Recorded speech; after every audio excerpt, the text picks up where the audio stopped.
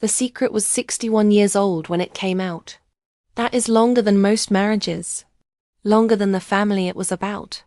Longer than the lie that had been built on top of it, and that had held its weight for so long, that the people standing on it had forgotten they were standing on anything at all. My name is Nora. I am 44 years old. My husband is Patrick, 47. My mother-in-law is Eileen. She is 72.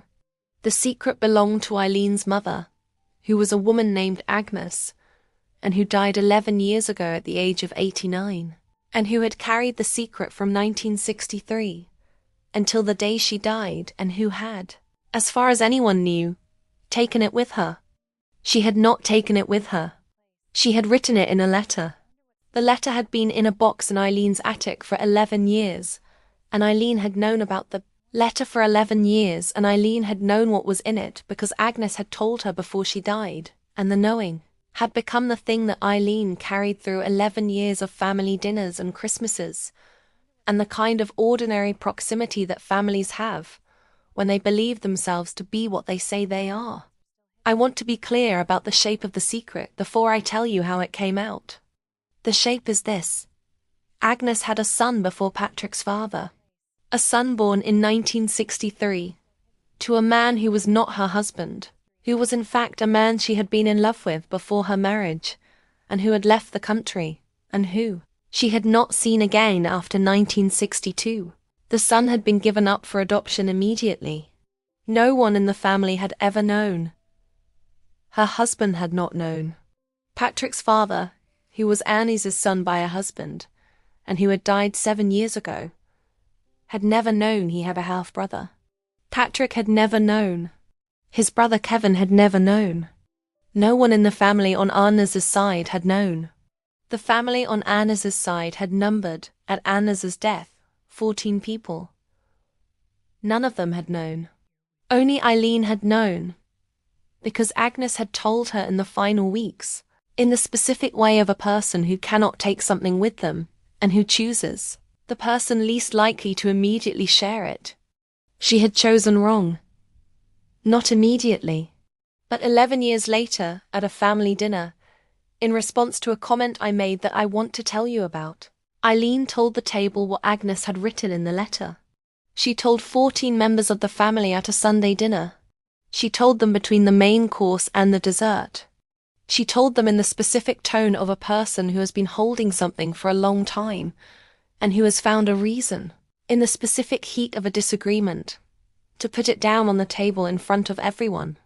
I need to give you the context of the disagreement before I give you the reveal, because the reveal did not arrive unprovoked, and the context is the thing that makes Eileen's decision to use the letter as a weapon the most revealing element of the entire account. The Sunday dinner was in February. It was the family's regular first Sunday of the month gathering, which Eileen had organized for 30 years and which had continued after her husband's death 4 years ago, and which had become, in the way that such things do, a ritual that was also a power structure. Eileen presided. Eileen's house. Eileen's table. 14 people arranged at and around it. Patrick and I had been bringing our daughter Fiona, who is 19, to these dinners since she was 4 months old. Kevin and his wife Claire brought their 2 children. Eileen's sister's family attended. It was a full table. The disagreement was about Fiona. Fiona had, the previous month, made a decision about her university course. She had been studying law. She had, after 1 semester, decided that law was not the thing, and that she wanted to study music. She had come to us and told us. We had listened, and we had asked questions, and we had understood that the decision was careful and not impulsive, and we had supported it. She had changed courses. She was studying music.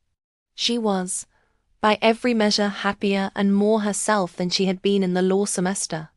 At the Sunday dinner, Eileen had said, in the middle of the main course, that she wanted to say something about Fiona's decision. She said, "I think the decision was a mistake." She said, "Law is a career." She said, "Music is a risk." She said, I hope Fiona understands that her parents are not doing her any favors by encouraging her to abandon a serious path for a hobby. She said this at a table of 14 people, including Fiona. Fiona is 19 years old. She sat at the table and she heard her grandmother say those words in front of the full family gathering. And she went very still in the specific way she has gone still since she was small when something lands as unfair. I said, Eileen. I said it once. I said, Fiona made a careful decision about her own life, and we supported it because it was her decision to make. I said, I would appreciate it if you could also support it.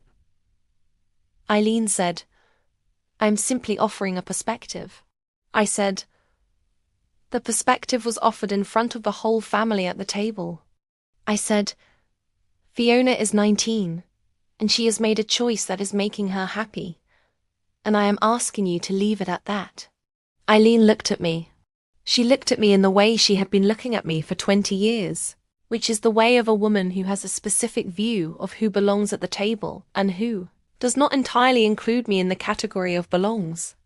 She said, You have always encouraged Fiona to do whatever she felt like doing. She said, I have watched it for 19 years.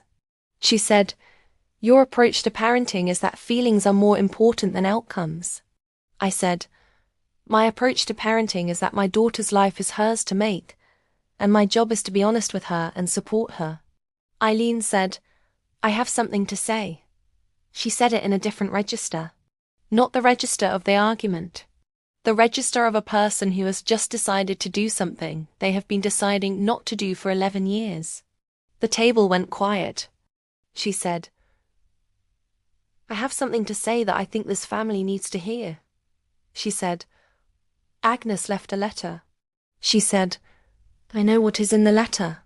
She said, and I think it is time for the family to understand that the story of where we come from is not the story we think it is. I want to tell you what the table looked like when she said it, because the silence has a texture that I want to give you. 14 people around a table, and then the sound of Eileen's voice taking on that register, and every person in the room becoming aware that they were about to receive something that could not be received, and then returned. Patrick was to my left. He was very still. Kevin was across the table. He was looking at his mother. Fiona was beside me. She had gone from the stillness of the unfair landing moment to a different kind of attention, the kind she has when she understands that something larger than herself is happening in the room. Claire, Kevin's wife, had put down her fork. The table was in the specific suspension of 14 people who have all simultaneously understood that the desert is not coming yet, and that what is coming instead is a thing that will not leave the room the way it came in. Eileen told the story. She told it in the full version. She said, Agnes had a son in 1963. She said, the father was a man named Thomas Byrne, who she had loved before her marriage to Eileen's father, and who had emigrated to Canada in 1962. She said, Agnes discovered the pregnancy after Thomas had gone. She said, she was engaged at the time to the man who became her husband, and who did not know about Thomas. She said, the baby was born in the early spring of 1963 in a nursing home in the west of the country. She said, he was given up for adoption immediately. She said, Agnes never spoke of him again and never attempted to find him. She said, the letter says his name, a name she gave him before he was taken. She said, his name was Ciarán. She said, and she says in the letter that she thought about him every day of her life from 1963 until the day she wrote the letter. She said, that is what Agnes wrote. She said, I have known this for 11 years. She said, I am telling you now. She put down her glass. She said, I wanted the family to know the truth. She said, the family deserves the truth. She said it to the table. She said it in the register of a person who has just delivered something as an act of generosity. I need to tell you what I was thinking in that moment, I was thinking two things. The first, that the information was true and was real, and that Agnes's son Ciarán existed somewhere, and that the family had just received a piece of itself it had never had. The second, that the information had been held for 11 years and had been released at this specific table at this specific moment in response to a disagreement about Fiona's university course. Those two things were both true simultaneously. The information was real. The timing was chosen. Both of those things were in the room, and I held both of them without saying anything. Because what needed to happen in the room next was not a comment from me. What needed to happen was whatever Patrick needed to do. I looked at Patrick. He was looking at his mother. He said, 11 years. It was not a question.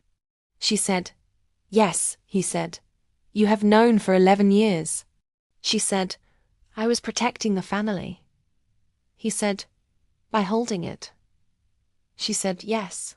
He said, and you decided to tell us tonight because of a conversation about Fiona's university course. The table was very quiet. Eileen said, the family deserves to know. Patrick said, yes. He said, and they deserve to know 11 years ago. He said it without anger. He said it in the specific flat tone of someone who is deciding how to hold a very large and complex thing in a very small and specific sentence. Fiona reached under the table and put her hand over mine. I held it. The dessert did not come for a long time. The weeks that followed. I want to give them to you because the immediate aftermath is the part that matters most, in terms of what the secret produced when it finally came into the air. Patrick and Kevin had a conversation the following Tuesday. I was not present. Patrick told me about it afterward. Kevin had said, I don't know what to do with it. Patrick had said, neither do I yet. Kevin had said she has a brother. A half-brother. Somewhere. He'd be 62 now. Patrick had said, yes. Kevin had said, does she know we're looking? Patrick had said, not yet. Kevin had said, are we looking? Patrick had said, I think we have to. He had said, the letter says his name. He had said, there may be records. He had said, I would like to know if he is alive and if he knows. Kevin had said, what he knows. Patrick had said, whether he knows he was adopted. Whether he has ever looked for information about his birth family. He said, that is the minimum thing. That is the thing I need to know before anything else. They had agreed to contact the Adoption Records Service. Patrick had filled in the form. He had submitted it with the information from the letter. The year, the month, the approximate location, the name Agnes had given the baby. The service had acknowledged the request and said the process would take between 4 and 16 weeks. We were at week 7 when something happened that I will tell you about shortly. But first I want to tell you about the conversation with Eileen. Because the family dinner had been the announcement. The conversation with Eileen was the reckoning. Patrick had called her on the Thursday after the dinner. He had said, I need to ask you something. She had said, yes. He said, why Thursday and not Monday or Tuesday? He had waited. He had needed the days in between to understand what he wanted to say. He had said, Mum, he said, the letter has been in your attic for 11 years. He said, Agnes died in 2014. He said, my father died in 2018. He said, my father died without knowing he had a half-brother. She said, I was trying to protect your father. He said, from what? She said, from a pain he didn't need. He said, you decided that for him. She said, I was trying to protect the family. He said, you have said that twice now. He said, I want you to understand something. He said, the family you are protecting included a man named Ciarán, who was adopted in 1963, and who may have spent his whole life not knowing anything about where he came from. He said, The protecting was not of the whole family. He said, it was of the version of the family that suited the telling. She said, Agnes asked me to keep it. He said, Agnes asked you to keep it from her husband. She did not ask you to keep it from everyone indefinitely. He said, Agnes wrote it down. She wrote a letter. The letter exists because Agnes wanted the truth to exist somewhere. She said, she told me to use my judgment. He said, and your judgment in 11 years was that no one should know until the moment you were losing an argument about Fiona's music degree. He said it quietly. There was a silence. Eileen said, that is not fair. He said, I know it's not. He said, but it is accurate. He said, I need you to sit with those two things. He said, I will speak to you again next week. He hung up. He came and sat on the sofa beside me. He said, she said she was protecting the family. I said, I know. He said, she didn't tell my father. He said, my father is dead. I said, I know. He was quiet for a long time. I did not fill the quiet. It needed to be the size it was. Week 7. The Adoption Records Service contacted Patrick. The letter said, we have found a match in our records for the submission dated the 14th of February. It said, the individual has been registered on the contact preference register. It said, the individual has indicated a willingness to receive information and to consider contact. Patrick called Kevin. He said, they found him. Kevin said, he's on the register. Patrick said, yes. Kevin said, he's been looking. Patrick said, yes, that is what they had needed to know first. Not whether he was alive, though they knew that now, but whether he had been looking. He had been looking. He had registered on the contact preference register, which means he had at some point in his life sought out the channel through which he might receive information about his origins. He had put his name in the register in the way of someone who wanted to be findable if someone was looking. Someone had been looking for 7 weeks. He had been findable for an unknown number of years before that. Patrick and Kevin requested a mediator through the service. The mediator's role is to facilitate initial contact in adoption reunion cases, to carry information between parties before direct contact is made, to ensure both sides have received what they need to receive before the first conversation. The process took 3 more weeks. At the end of the process, the mediator told Patrick that the individual was willing to speak. The individual's name, his legal name, was not Ciarán. It was Robert.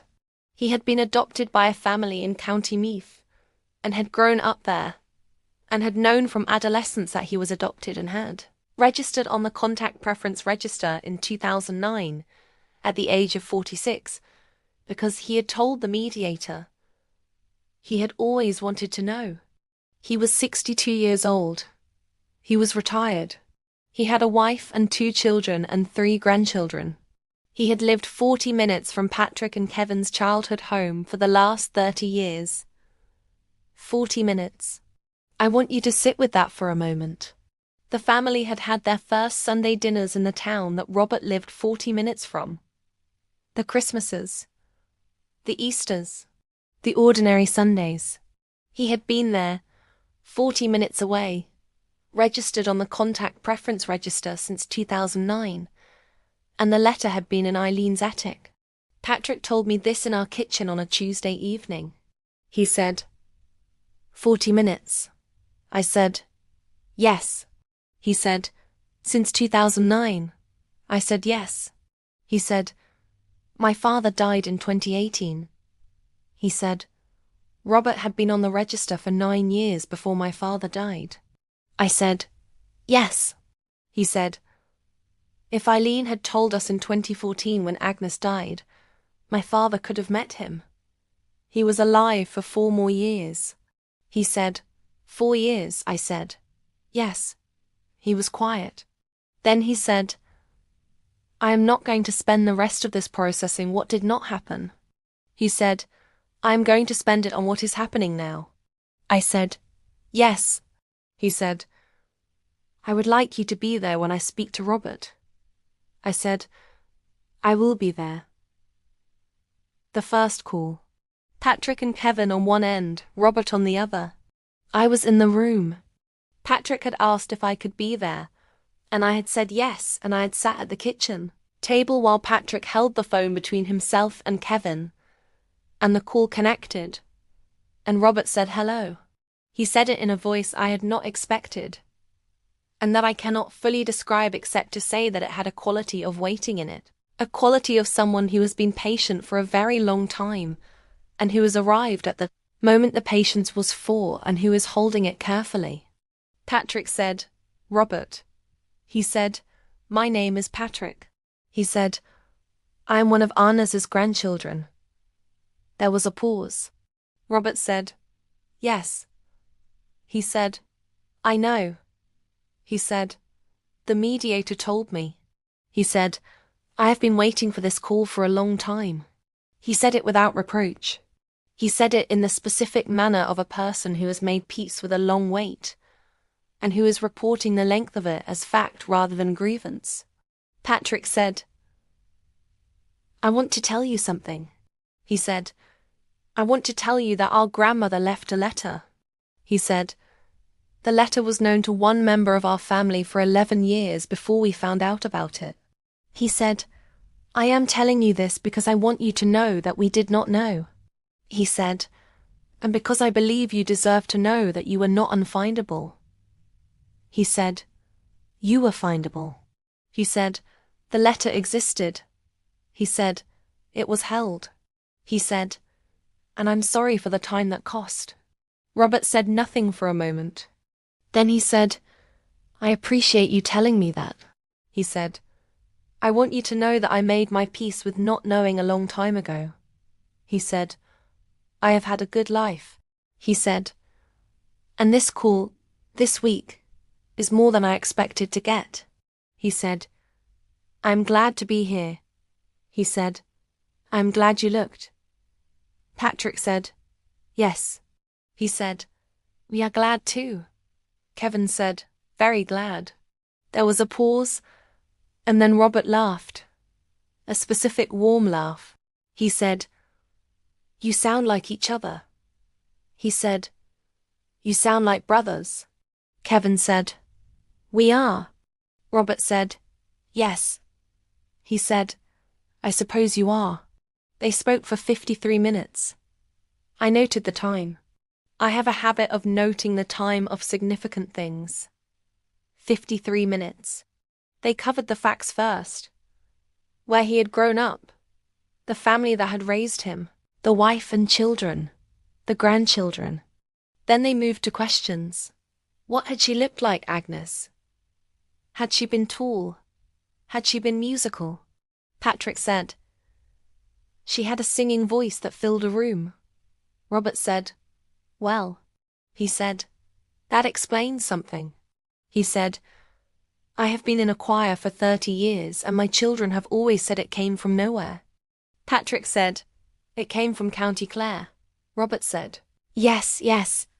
I sat at the kitchen table and I listened to 3 people who had never met in 62 years of existing in the same country begin to find the edges of each other. And I thought about a letter in a box in an attic and 11 years and 40 minutes and the specific particular cost of a secret held beyond its time. I did not say anything. It was not my moment to speak.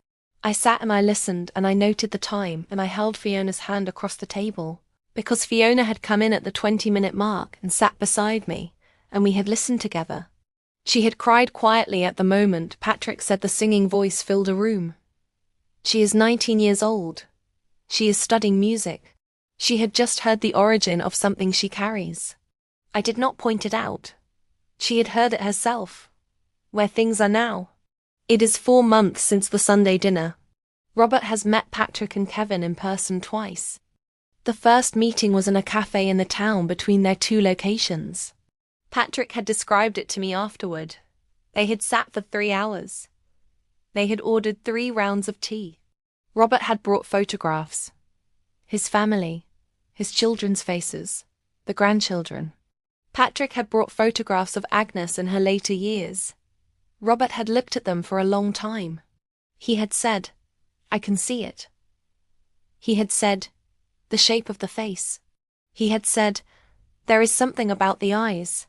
He said it the way people say these things when they are finding themselves in a face they have never seen before, and recognizing what they find. The second meeting had included Kevin and Claire and their children. It had been longer and louder, and Kevin's youngest, who is 9, had asked Robert within the first 10 minutes, "Are you our uncle?" Robert had said, "I think I might be something like that." The 9-year-old had said, "Good. We need more people." He had said it very practically, in the way of 9-year-olds for whom the structures of family are more flexible than adults have made them. Robert had laughed. The room had relaxed. That is where things are with Robert. And with Eileen. I want to give you Eileen because she is in the account, and her account matters too, even if it is the harder part of the account to hold. Eileen had called Patrick the week after his call about the timing of the reveal. She had said, "I want to say something." He had said, "Yes." She had said, "I know the timing was wrong." She had said, "I know that the argument about Fiona was not the moment." She had said, "I think I had been holding it for so long that I needed a reason, and the argument gave me one, and I used it." She said, "That was wrong." She said, "It was wrong to use the secret as a response to an argument." She said, "The secret deserved better than that." He had said, "Yes." He had said, "It did." He had said, "And so did Robert." He had said, he had registered in 2009. She had been quiet. He had said, "My father died in 2018. She had been quiet for a long time. Then she said, "I know." She said it in the specific tone of someone who has been sitting with that fact since the Sunday dinner, and who has been sitting with it alone. Patrick had said, "We are meeting Robert on Thursday." He had said, "When you are ready, and when Robert is willing, we will arrange for you to meet him too." He had said, "That is his choice, and not yours, but I want you to know the door is open in both directions." She had said, "Thank you." She had said, "I know I don't deserve that." He had said, "This is not about deserving." He had said, "This is about the family that exists." He had said, "Robert exists." He said, "Agnes knew it, and so do we now." He said, "We are going to build toward whatever is possible." She said, "Yes." The first Sunday dinner since the reveal had been last month. Robert was not there. He will come eventually, when it is his choice. Eileen had been present. She had been quieter than usual. She had said hello to Fiona first, before she spoke to anyone else. She had said, "How is the music course?" Fiona had said, "It is good." She had said, "I am learning things I didn't know I needed to learn." Eileen had said, "I am glad." She had said it simply. She had said it without any of the freight of the argument about the course. She had said, "I am glad." Fiona had looked at her grandmother for a moment. She had said, "Thank you, Granny." She had used the word she had always used, the word from childhood, still true. I had watched it from across the hall. The word from childhood. Still true. I am holding all of it. The 53 minutes. The singing voice from County Clare. The 9-year-old who said we need more people. The word "thank you, Granny," across a hallway. This is the account. Every word true. Every word mine. Here is my question for you. If you discovered that your mother-in-law had been holding a family secret for 11 years, and released it in the middle of an argument rather than with care, and the secret contained a person who had been waiting to be found, what would you have said to her? Tell me in the comments. I read every one.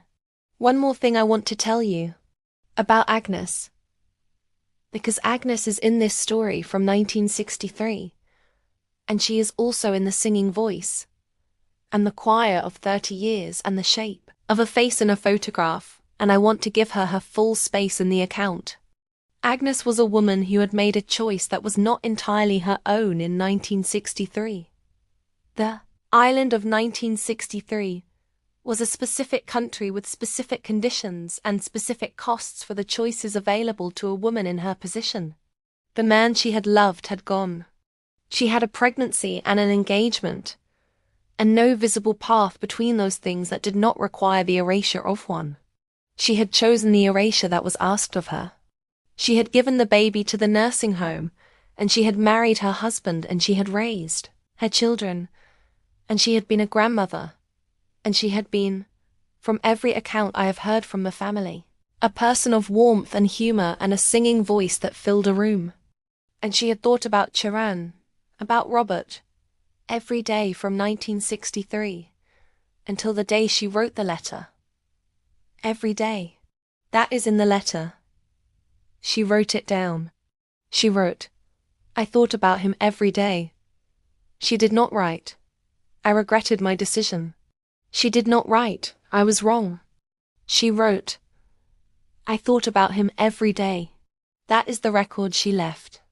The letter in the box. The name Ciarán. The man who became Robert.